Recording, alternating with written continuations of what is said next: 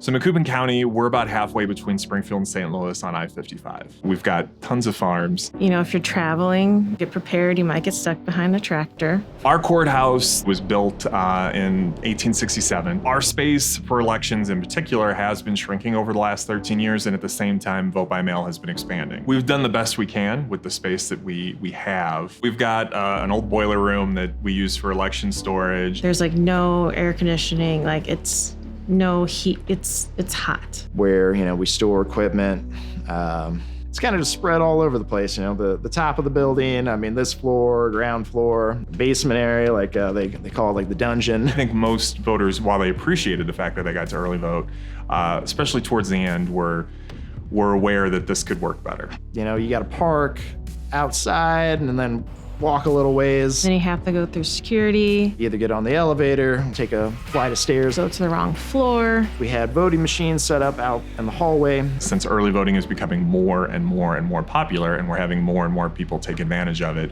we just didn't have the space to properly handle everybody that wanted to do it.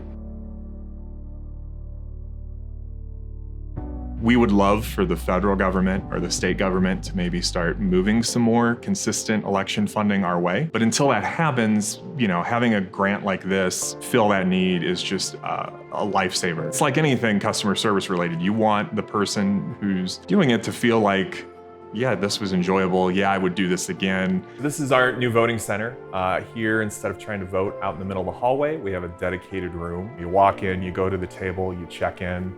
We'll take you over to the booth, you vote, and then the machine's right behind you. This is our secure storage area for our voting machines. Obviously much bigger, much more organized. When we do our public test and our retab and our audits, we've got this space to do it in that can be locked down and secured as opposed to just being in the middle of the office like it would have been at the courthouse. You always want to be up with the times. You always want to be as modern as possible. You don't want to be outdated. Having an experience that's good, that you feel good about, that you can tell other people you feel good about, that you feel like your vote got counted the way you wanted it to get counted, that's super important because that's instilling that faith that the election process is working. We were able to come together, realize this was a good idea, work together to figure out a way to make this work for us. Now our elections aren't just being shoved in hallways or in cramped conference rooms or in old boiler rooms.